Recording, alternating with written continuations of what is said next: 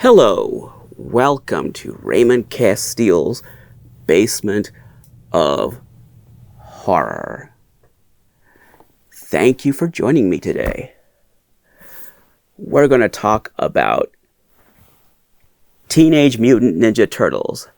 Just what you came here to see, I know.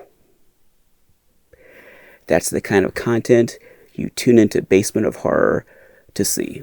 I realize that. Teenage Mutant Ninja Turtles. So exciting, I tell you. Wow. But there's a little twist. We're going to talk about the Universal Monsters Teenage Mutant Ninja Turtles. See, that makes it okay.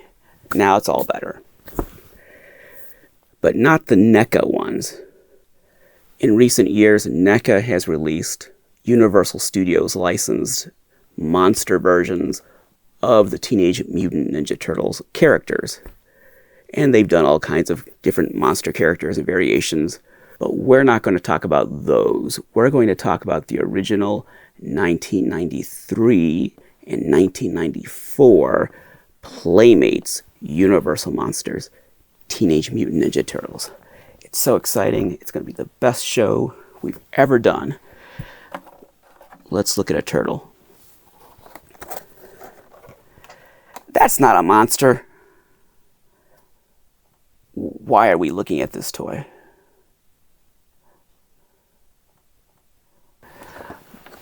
This is not a monster, obviously. This is a Pro Pilot Donatello.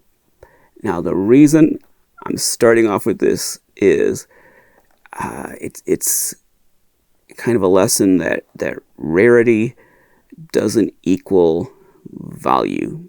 Because I'm holding in my hands what I think could very well be one of the rarest Playmates Teenage Mutant Ninja Turtles toys ever made. Let's look at this again here. And anyone who knows anything about turtles would say, what are you talking about? That's not a rare turtle. Look at this a little carefully here. Do you see anything unusual about that?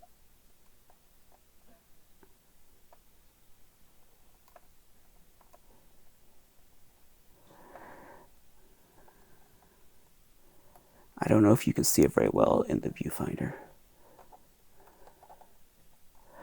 This Pro Pilot Donatello has nostrils. He has a nose. There you go. None of the Playmates Teenage Mutant Ninja Turtles figures have nostrils. There, you can see it clearly now. This guy has two distinct nostrils. And that's not a custom thing. That was done at the factory.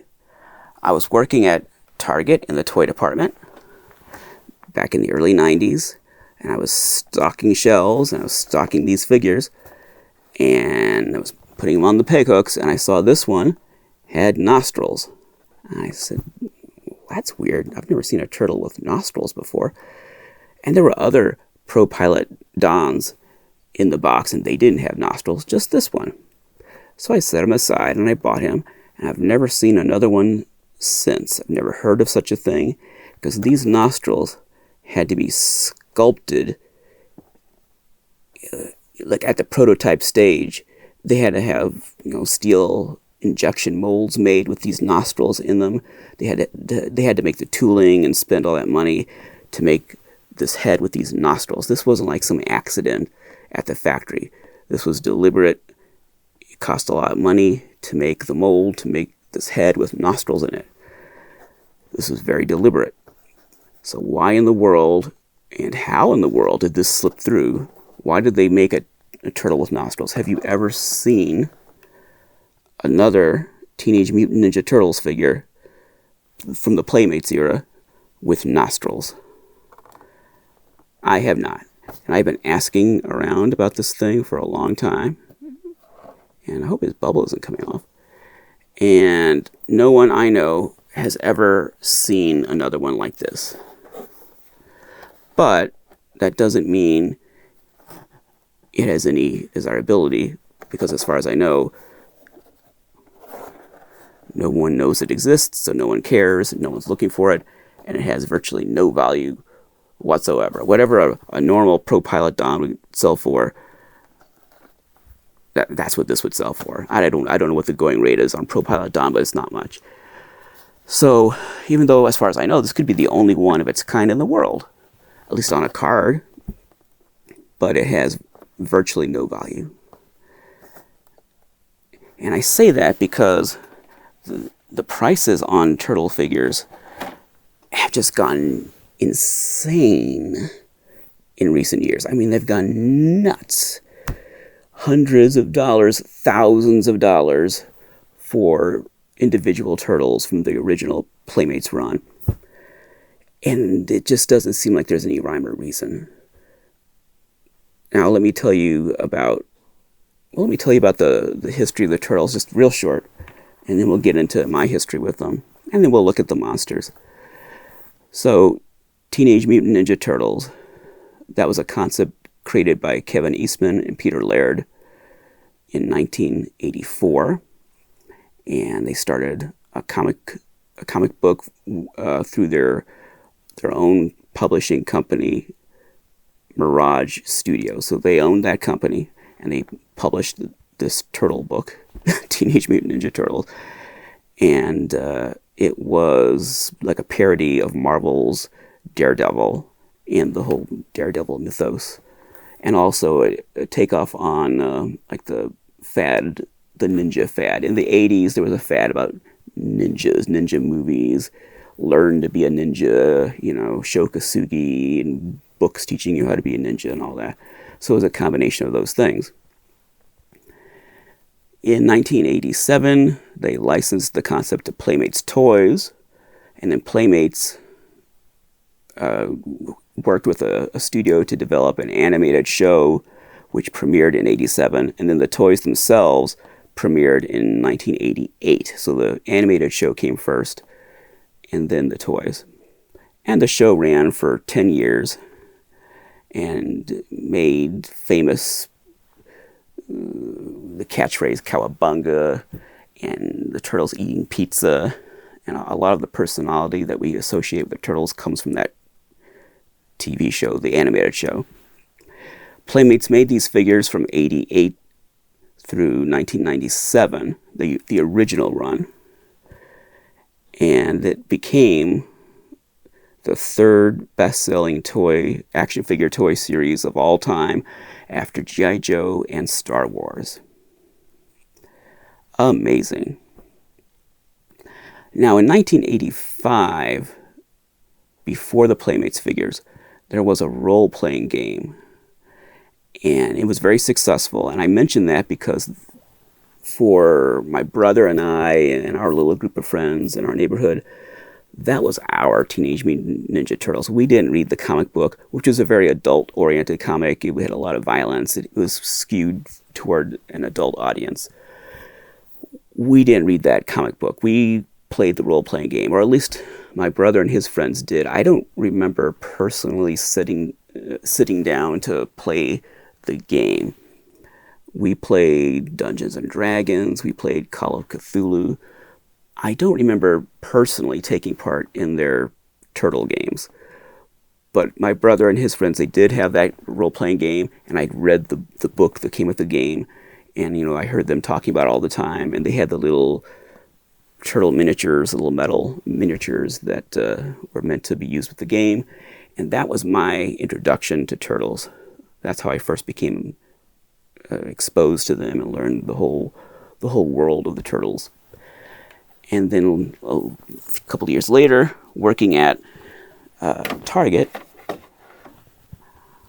in the toy department, after I started collecting toys, I became fascinated with those figures. I never got into the comic book. I never got into the animated show, which I always thought was kind of silly even back then. But the toys, I loved the toys, but they were so imaginative. They were so weird. They weren't like anything that had been made before.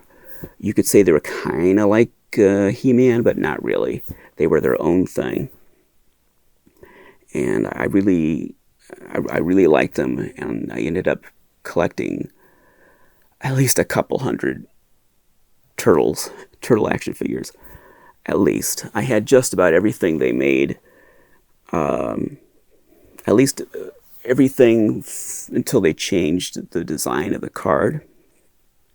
The basic card had a certain design which remained constant for years, and then they changed it. And when they changed the card design, that's when I thought, well, maybe that's my cue to get out. And by then, I was getting kind of tired of it anyway. So I had turtle everything. You name it, I had it. I had the original series with the squishy heads, all 4 of the original turtles, and April with no stripes, and Splinter, and Shredder, and the Foot Soldier, and Rocksteady, and Bebop. That whole original line, first run. And I bought just about every new turtle character that came out for years. And sometimes I would buy multiples, like Raphael. I really liked that particular character. I had 14 Raphaels, and I remember that number because some people asked me about it, and I said, I've got 14 of them. I loved Raphael, so I stocked up on Raphaels. And there was some kind of little variant, I don't remember what it was, but there was a reason to have more than one, because they kept changing some little thing about him. There were other characters that I bought several of. And I remember Napoleon Bonafrog. They had different color variants on him. April. I had lots of different Aprils with no stripes, this kind of color, hair, costume, and a different color. And they just kept on making different Aprils. So I was big into the turtles for a while. I ended up selling all these turtles for cheap because I held on to them for years and years and years. At one time, the turtles were just taking over the basement. I had just boxes and boxes and boxes of turtles. This was all through the early mid-90s. And nobody wanted them. I tried to sell them in the late 90s. Nobody wanted those things. So from the late 90s to the early 2000s, I tried to sell these turtles. You couldn't give them away. $5 or $10, $15, $20. Nobody wanted them. And finally, I did manage to sell them all for cheap. Like $20, $25 each or less than that. And what I couldn't sell, I gave to Toys for Tots. And finally, I divested myself of turtles because they were just taking over the basement. And I was just over them. I was sick of them. And it seemed like as soon as I got rid of them, the value started going up and up and up and up and up. And I thought, what's going on? And before you know it, they were going for hundreds of dollars each. So if I still had those turtles today, I'd just be sitting on thousands of dollars. But you know what? If I still had them today, they wouldn't be worth anything. I think that's the way that's the way the Matrix is programmed. The simulation is programmed to work that way. So if I still had them, they'd be dog meat. No one would want them. But because I got rid of them, see, if you've got turtles, you benefit from the fact that I got rid of mine, because that's why yours are worth so much money now. But I did keep a few turtles, like that Pro Pilot Donatello. I kept him. He's a relic from that period of my life. And I kept the Universal Monsters turtles just because they were Universal Monsters, not because I thought they were particularly cool or better than the rest, just they were monsters. There were a few other Playmates toys that I kept. Well, like with the turtles, I kept one of the big mosquitoes and one of the big bumblebees. And I tried to find them to show them to you, but I couldn't find them. But I do have another Playmates thing. Now, this isn't turtles. This is a line I like quite a bit. This is the Toxic Crusaders line. And that's Toxie. And he's the only one I have left. I used to have the whole set. I bought them brand new at the store. And he's the last one I had a complete set, and I finally sold it as a set. Not for any great amount of money. And I just happen to have 2 of him, so that's why I still have him. Now, he's got a price on him. Why does he have a price on him like that? Because in the late 90s, I set up at the Kane County Toy Show. It was the only time I ever did. And he was one of the toys I brought to Kane County to try to sell. And I had the $10 price tag on him, and he did not sell. He would sure sell now for $10. I'd have no problem selling him now. But I left that on there. Kind of a reminder of just how at one time nobody wanted these things. Nobody wanted these. You could not give them away.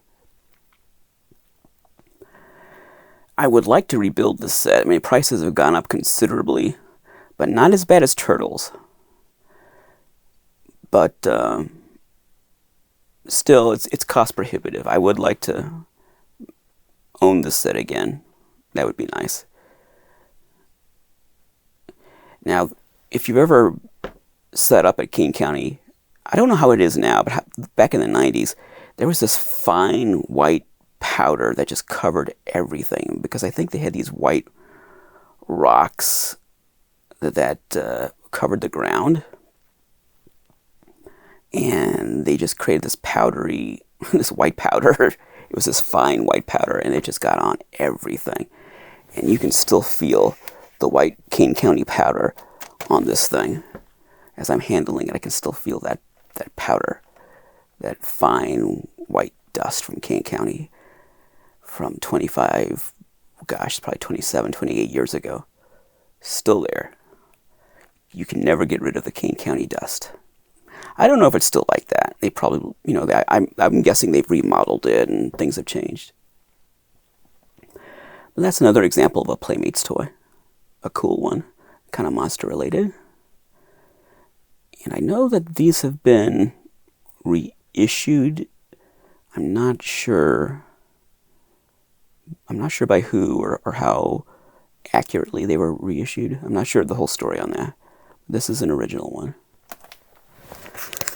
And I used to have the entire set of Dick Tracy minus the blank. Could have got a blank. I could have got a blank for $50. But, again, like the Turtles, I was over it. I was over the whole Playmates thing. I just wanted to get rid of it. So, Turtles, everything went. Dick Tracy, it all went. Toxic Crusaders, goodbye. Oh, I had Star Trek. I had tons of Star Trek. Oh, wow. And got rid of those. Now, those have not increased in value. The Star Trek, Playmate Star Trek, those have not gone up. But I had quite a few Star Trek figures. Oh, gosh. I had a lot of Playmates. I worked in a toy department, so basically everything that hit the shelves, I bought. Playmates, Kenner, whatever, just anything. If all the new toys, I would buy one of each, and it didn't take long to just fill up the basement, and eventually I had to get rid of it, just for space. And it was too soon for any of that stuff to have appreciated in value, so I really didn't. I just kind of broke even on selling it all. Now, you see a lot of Turtles, particularly, but also Toxic Crusaders and other figures. Not so much Dick Tracy, except for the blank. But for sure, Turtles, you see those selling for just astronomical prices. And it was like someone flipped a switch. Like one day they were not worth anything at all, and the next day they were just hundreds of dollars. And it didn't even seem like there was much of a slope. It just was like this, then whew. I think that's an interesting phenomenon. I don't know if you can apply that to every toy line, but there seems to be just a magic date, 20 years or 25 years after the toy line premiered. Suddenly, everyone who grew up with those toys has money and remembers the toys they had in their youth and decides to start collecting. And you're starting to see a lot of 90s toys start to sell for what used to be, 60s, 70s toy prices, and then the 80s toys really took off, and for a while they were king. And now you're starting to see the 90s stuff start to climb again. And besides the Toxic Crusaders, a couple other lines that I had that I wish I could get back would be Beetlejuice and Swamp Thing. I had virtually complete collections of both of those lines. Those are two Kenner lines, and I sold them. And I kept with the big Beetlejuice, and I kept the transducer for Swamp Thing, and sold everything else. And I would like to I would like to recollect those lines at some point. Oh, another Playmates thing that you will probably see on this channel, Skeleton Warriors. I kept those. Of course, they're worth nothing. They never took off in value. So naturally, that's what I decided to keep. I still have my Skeleton Warriors, and I will feature them on this show at some point. Nice toy line, but for some reason they didn't catch on then, and they've never caught on with collectors since then. I don't know why. I don't know why one thing takes off and another thing doesn't.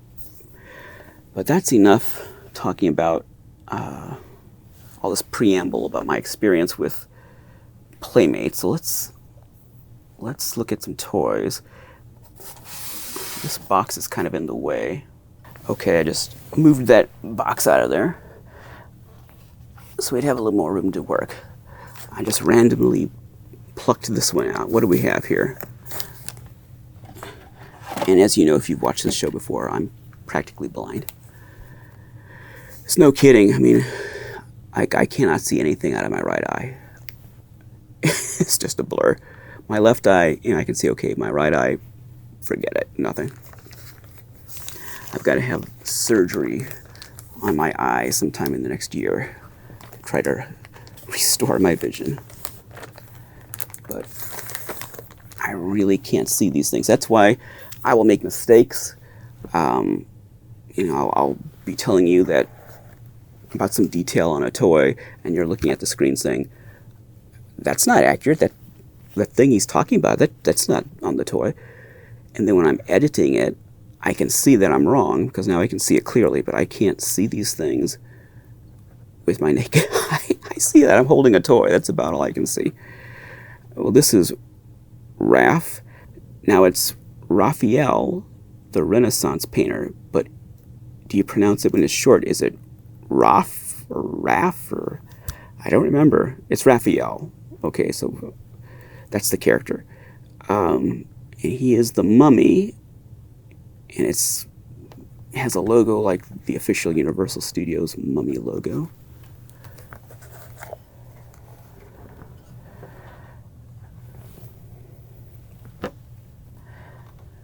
There is the mummy.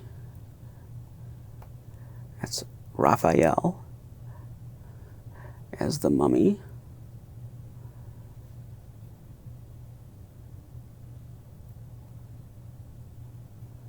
You see, it's got that logo. All the first series turtles have the same artwork. They don't have individualized packages. They all have the same art. Now watch me pull the next one out and it has different art, and then I'll eat my words.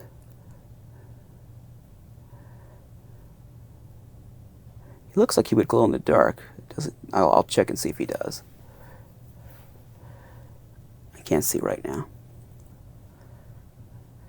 Well, so you get the concept. Now, as I said before, NECA is producing a contemporary line of turtles as Universal Monsters.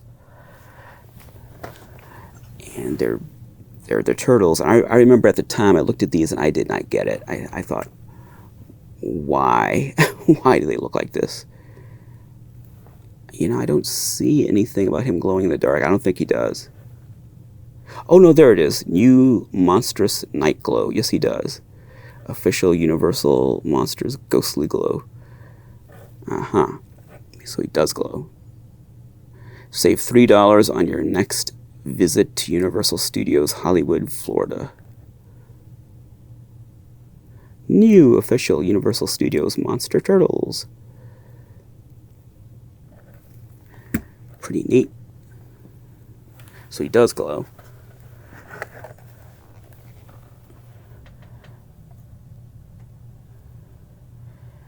Again, that's Raphael as the Mummy. Official Universal Mummy. Doesn't look like Karloff. Doesn't look like Cheney Jr. or Tom Tyler. And as I said, I just did not get the concept with these. When these first came out, I bought them because they were monsters, but I did not understand what the heck was going on. I did not get it. Like, why do these look like monsters? What's the point? Are they the turtles but dressed up, like disguised as monsters? What's going on?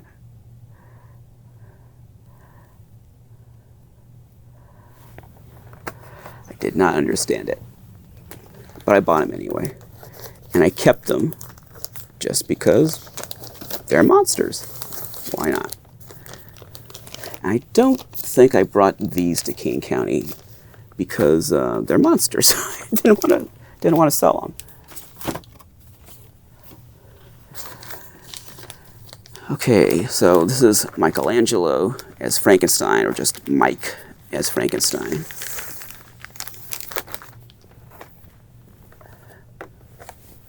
Let's see if there's anything I should note. So he also glows in the dark. I guess they all glow in the dark. He's got a torch. I don't think Frankenstein would hold a torch. You'd be afraid of the torch. But he's got the usual chains. You know, you can't make a Frankenstein toy without chains. At least from the 90s forward. He's got to have chains. And now all of these, I'm concerned about the bubbles. Is it coming off? All of these I bought, or at least all the ones I'm showing you so far, I bought when I worked at Target in the toy department. So I paid original retail price for these. As I was stocking shelves, I would just put aside things I liked, and I bought a set of these just because they're monsters.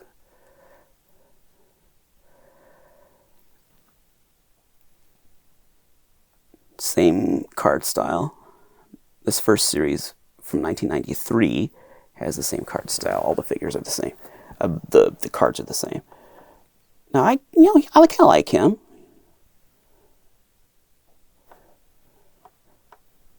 And all the turtles have, well, not all of them, but depending on the character, but at least this character, they have this sort of overwhelmed expression. They don't look like they're on top of things. They always look like they're overwhelmed. Oh, and look at that 90s Universal Studios logo. Look at that. Don't you remember that from if you were there, if you were around then? I've got a giant Doritos display. Oh gosh, it's like 9 feet long. That is that image, that, but 9 feet long. A big cardboard display.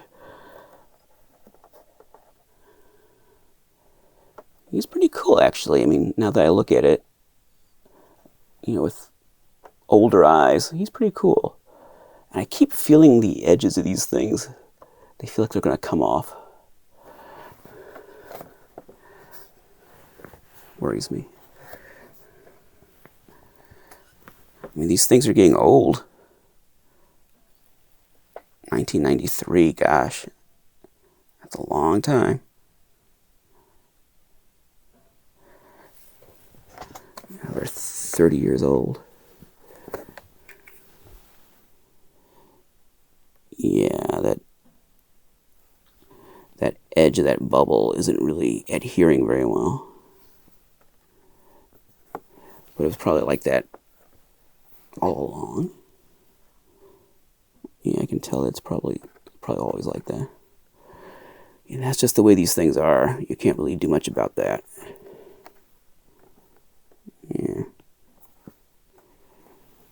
Yeah. Well.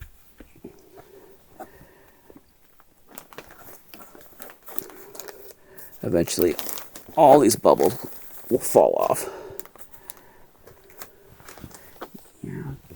That's how it goes. All of my Azrak Hanway and Lincoln and Tomlin and all that stuff, all of it will just fall apart eventually. Nothing lasts forever. Nothing lasts forever. How about this one? It's still got a good seal all the way around. So this is the Wolfman. It's Leonardo, or Leo as the Wolfman.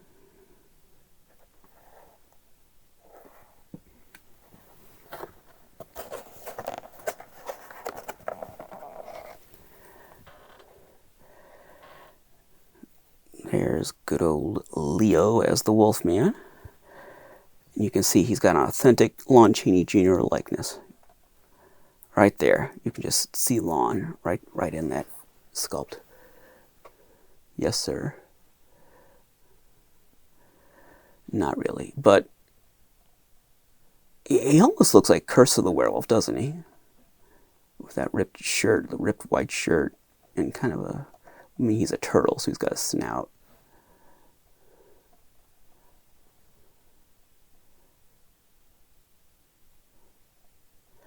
You see, he's got a shell, so he doesn't have any hair on his shell. Even though he's a turtle, he's got hair everywhere else, but not his shell.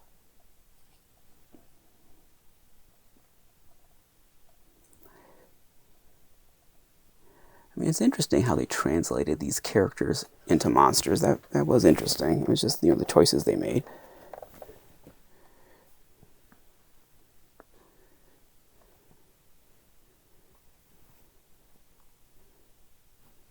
Comes with a bear trap. So there, and I guess that gun probably shoots silver bullets, I suppose. But the fact that he has a bear trap, the Wolfman often, at least like with Sideshow, I think the small and the 12-inch figures, I think they both came with bear traps, didn't they? So that's one of those accessories that when you're making a Wolfman toy, he's got to have a bear trap because he gets caught in a bear trap. Like the creature needs a harpoon gun. Frankenstein needs a torch. These things that harm the monsters, they package with them as accessories, even though the monsters really wouldn't want those. The monsters wouldn't appreciate those accessories. They would do just fine without them. That's not going to go back in, so put that aside. Put that over there. Okay. Here's Dracula.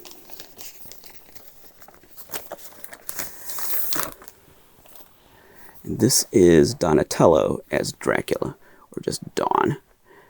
And he's got, what is this? Like a staff? He's got a wooden stake. See what I mean?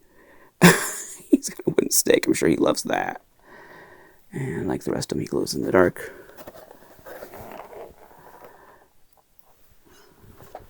There's Don as Dracula.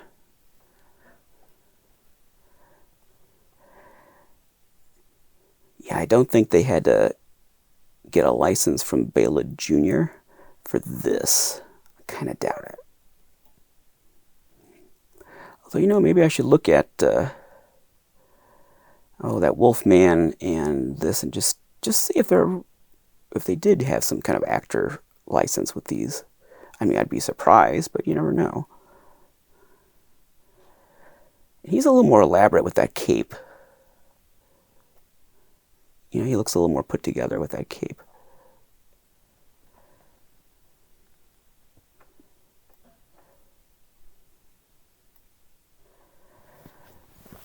So, as I said, he's got a wooden stake, so these monsters all have the instruments of their destruction packaged with them.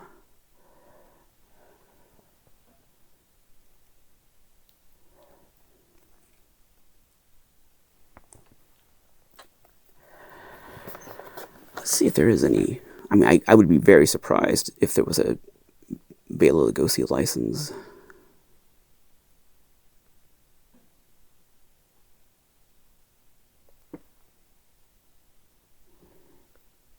Yeah, I don't see that. I'll check the Wolfman in a second. And the whole licensing situation has changed a lot. This is, 1993. That's a different situation than even just a couple years later when Sideshow started doing things. The licensing with the actors' likenesses and the studios, there was a big change. Like when the postage stamps came out, that was a big change in terms of packaging the actor likenesses with the characters. There were a lot of deals worked out that had not been worked out previously. And I think that really changed the whole climate with the licensing and how that was done. Let me see. Here's Wolfman again. No, there's no Cheney likeness. I mean, I'd be surprised if there was. I'm just checking out of curiosity.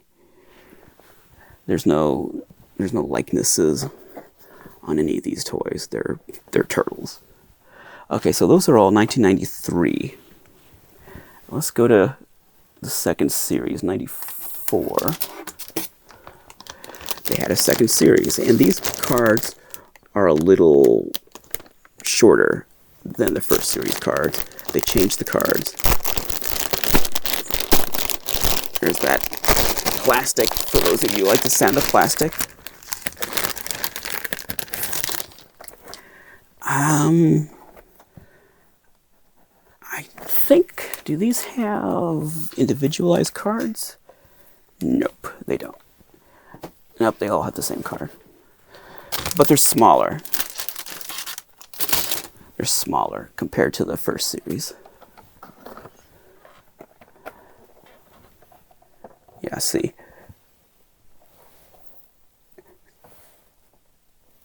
Yes, they're definitely, the first series is bigger. The cards are bigger than the second series.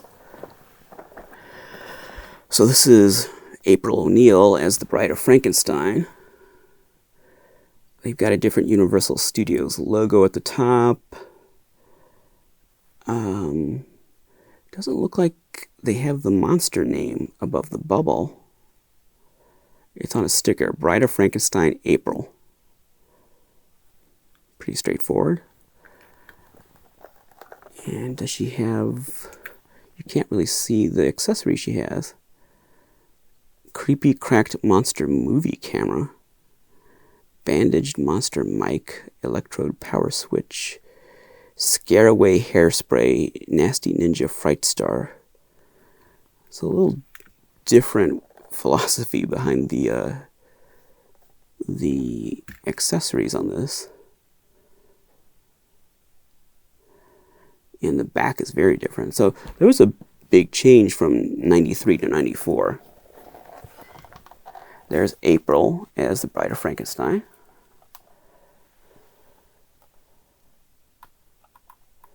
And she does have a bride kind of a look, doesn't she? I mean, she's a human character, so that helps. That definitely helps. Got the classic bride hairdo. I don't know why they went with... Well, I was going to say I don't know why they went with all the yellow, but that's not true. April O'Neil wears a yellow jumpsuit, so that does make sense that they would give her a yellow gown. That's not a bad figure. For some reason, though, this is the least desirable figure in this set. This is the only one that really sells for cheap. I don't know why. I think it's a cute figure. And you can see the different Universal Studios Monsters logo, much different from 93. And some of the oddball characters. Very different assortment of characters. And I don't know if the first series were still available in 94 or if they discontinued those when they put these out. But so here's the back of the card. Also very different from the 93 series. Look at all those things. Oh boy. I bet I had every one of those. And then some. These monster turtle figures were right at the end of when I was collecting turtles. These came out right around the time I quit. I mean, they might have been the very last turtle toys I ever bought. Oh, look at all that. Oh, look at all that money. Spending all that money on all those toys. And imagine what it would cost to build that collection today to get all those. And that's not even all of them. That's not all the different wacky variants and stuff. Wow. That's a lot.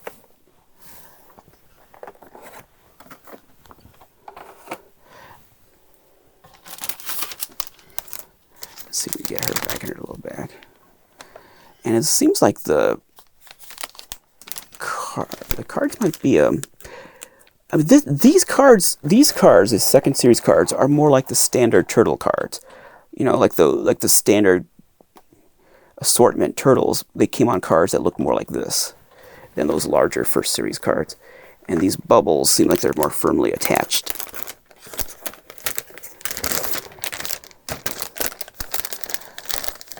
Let's just seal her up here.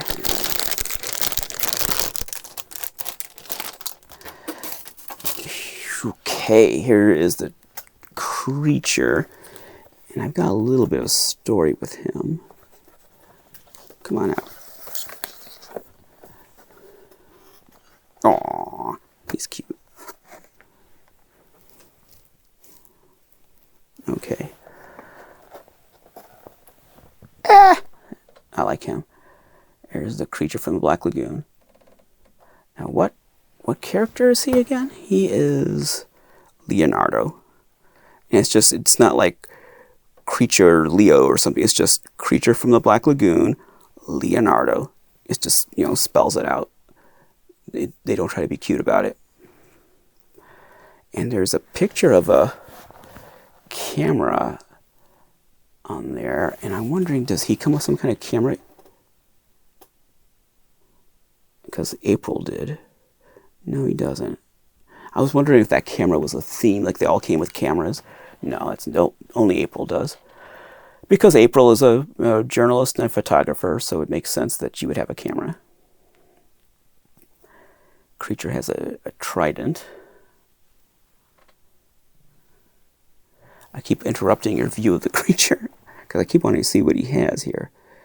He has a seaweed katana blade, hideous harpoon gun. I knew he'd have a harpoon gun, and a trident and something else. I knew there'd be a harpoon. So again, he has the instrument of his destruction packaged with him. That's a pretty nice creature figure, actually. I mean, obviously it's not movie accurate, but for a cartoony variant, given the concept, it's a pretty nice rendition of the creature. Given the format, it's a pretty cool toy. Same card. All the series has the same card. They all have the same background. So the story is like most of the ones I'm showing you have been dead mint. So this one has a little bit of a bend right there. You see it in the card.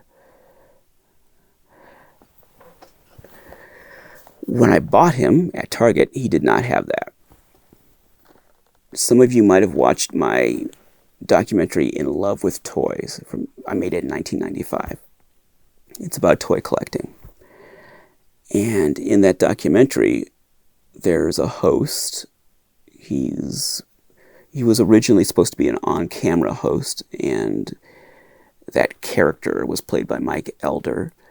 And he was supposed to be kind of like a version of me. And originally, he would be talking to you about toy collecting and walking through different locations talking about toy collecting.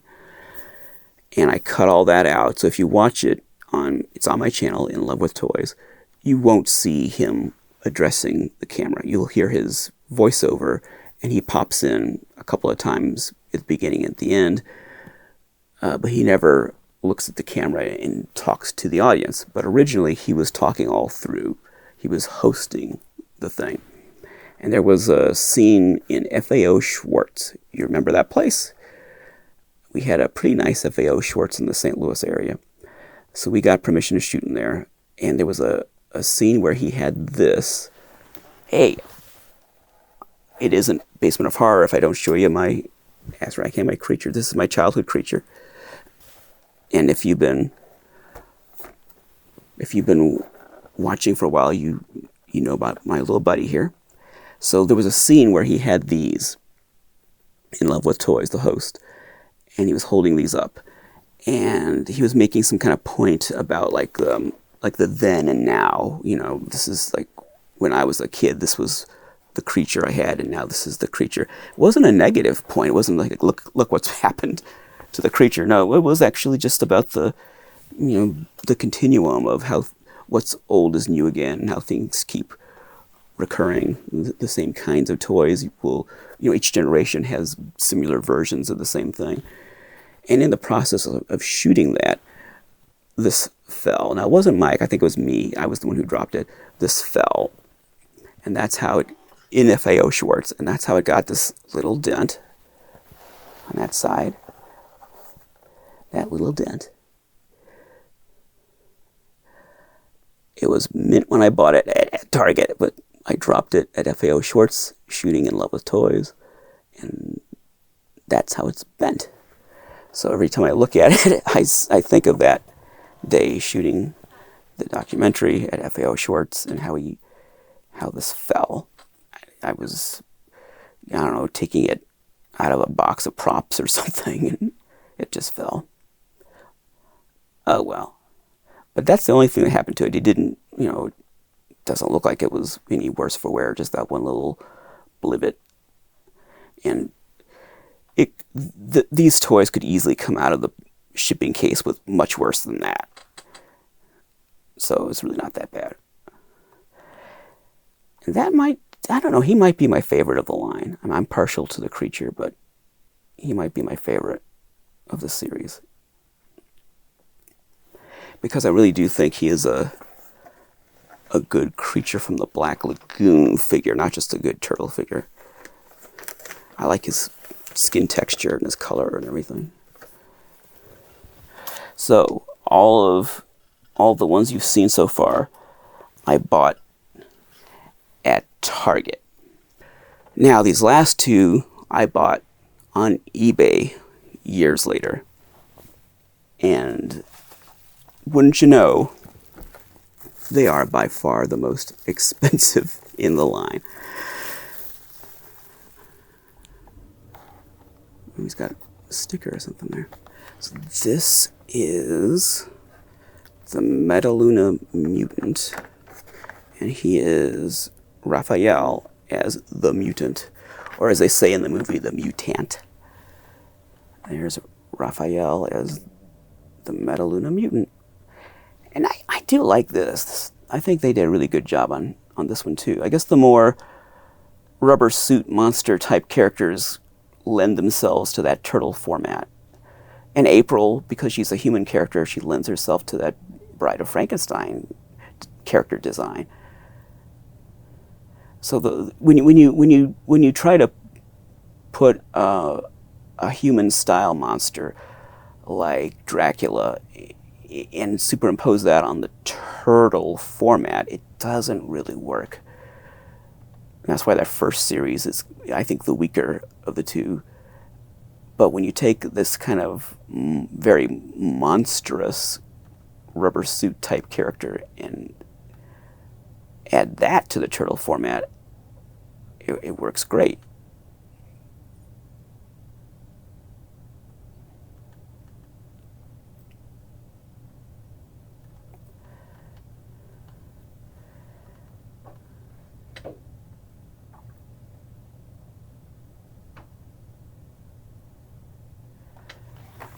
What kind of accessories does he have? Atomic double duty crab claw, subatomic thermal forearm ray gun, subatomic SAI. So nothing there that would really, I guess the ray gun could hurt him. But I don't know that he has like the instrument of his destruction like the other ones. But let's just look at him again. He's a cool figure. So I did not buy him at Target. I had to buy him later on eBay.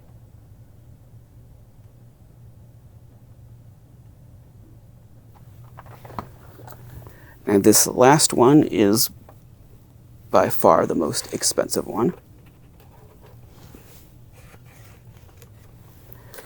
This is the Invisible Man.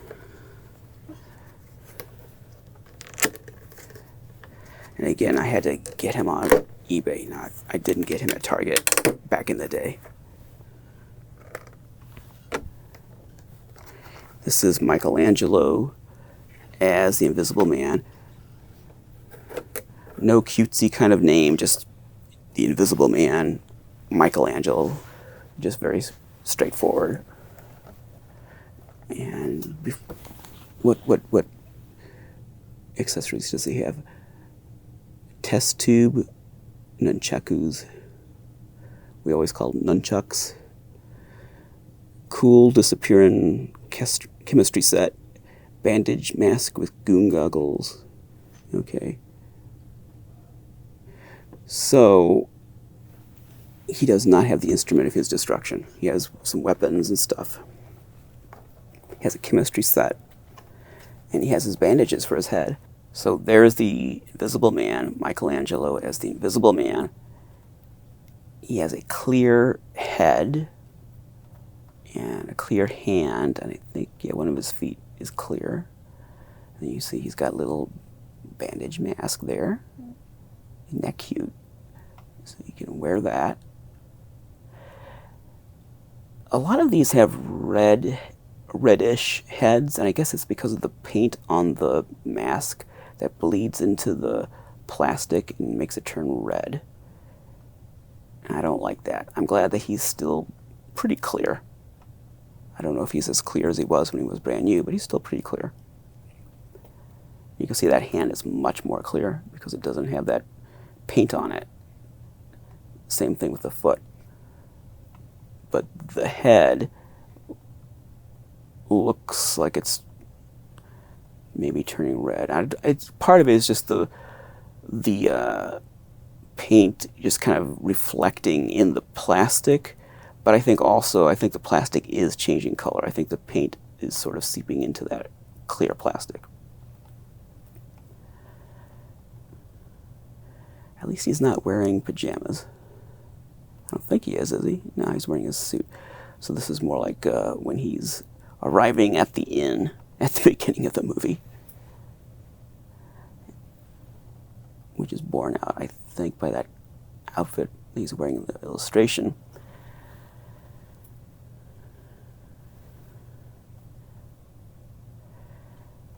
You know, he's a pretty cool figure,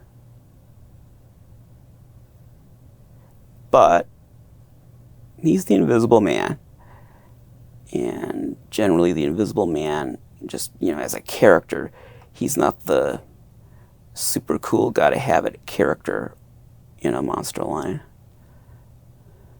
It's nice to have him, but usually it's the creature or some other character that's the most popular one. And when this toy came out, I don't think the second series sold as well as the first series. I mean, I don't really know, but I don't remember it having as much of an impact. Oh, I was wondering what this background is. That's a cheese pizza cut in half behind those character portraits. That's a crust right there. That's a cheese pizza, because the turtles eat pizza. Anything else I can tell you about this one?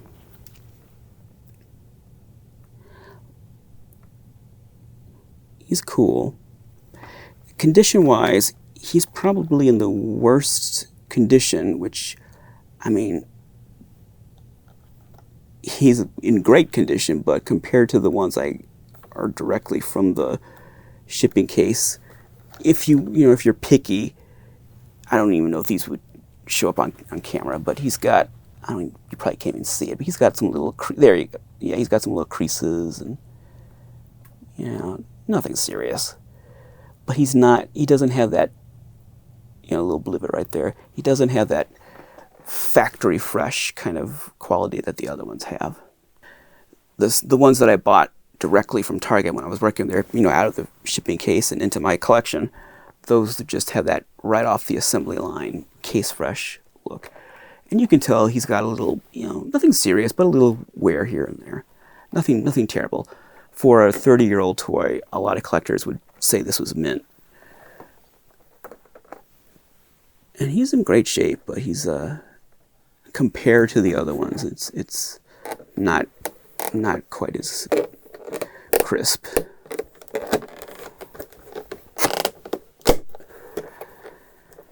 And there he is in a protective case. I should really have all of them in cases like that.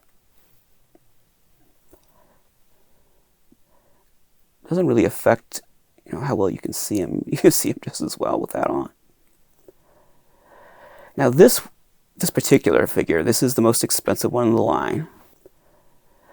And this Invisible Man, these days, you would be hard-pressed to find him for less than $600. That would be the cheapest you could find, really. If you found him for like $400 or $500 without something wrong. Yes, if he's damaged, that's different. But in good shape, the bottom price would be $600. The average would be more like $800 to $1,000 in nice shape. Like, I would say this is a nice shape. So, you know, this is like a $800 toy.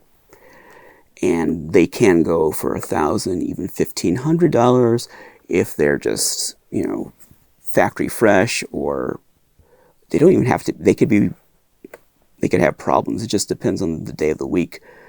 You know, a buyer who's got the money and willing to spend it, and a seller who has a high valuation on their toy. But you look at these over time. Look at the sold auctions. They sell for $1,000. That is not unusual, and sometimes more. Even recently, there was one recently that sold for $1,500, and it wasn't better than this condition-wise.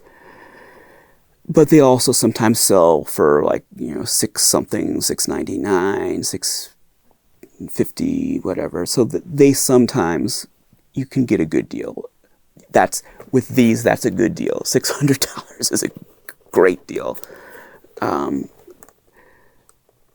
But if you want one of these now on eBay, be prepared to drop $1,000 and just hope for the best. And if you can get it for $6 or $7 or $8, fantastic. But have $1,000 set aside, because that's probably what you're going to need in that ballpark. And the Mutant, he's a little cheaper. I don't know that you could find one for $300 anymore. I think that train has gone down the tracks, but, you know, $5-ish, I don't know, $5.50 is probably an average price.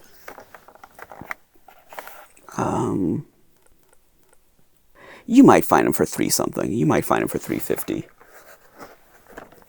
I think some recent ones have sold in that range. But it's more likely you're going to have to pay around $5-ish, $500.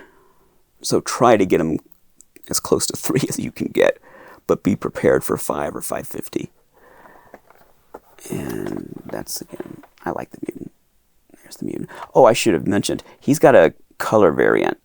So you see these accessories are purple. I mean, I don't know if you're just kind of fuchsia, I guess, but let's just say they're purple. I've heard them called purple, but they're actually fuchsia, aren't they? He's got a variant where those are orange. So you may see these Mutants with orange accessories. Same toy, same accessories. It's just that they're molded in orange plastic instead of purple, pink, fuchsia plastic. And I don't know that one is worth any more than the other. I just happened to get this one with this color just because I got a pretty decent deal on this one. If I'd gotten a good deal on a purple one, then I'd have, an orange one, then I would have an orange one. I do kind of like the orange color because it's Halloween-y, but I don't think I like it enough to spend what it would take to get a second one just to get the orange color. I don't think it's worth spending the money just to get color variant, at least not for me. If I were a turtle completist, then yeah, of course, then it'd be different. But I'm not a turtle completist, so I'm satisfied with that. Why are these two the? I should say the value of the other ones. I mean, the creature he can go for like $300 or $400. I don't think you need to pay $500 for the creature, but $300 or $400, that's about what he goes for. Frankenstein, Dracula, Wolfman, Mummy. Sometimes you can catch a good deal, like 125, 150. Usually these days they're going to be higher. I think 300 is too much on any of those. So, 175 to 250 maybe, but you can sometimes get them closer to 125, 150. If you shop around, you can still find them for a little cheaper, but you might have to pay 200 or 250. That's not unheard of with those.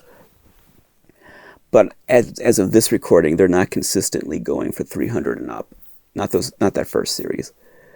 Once in a while, yeah. Once in a while, they'll sell for that, but usually not.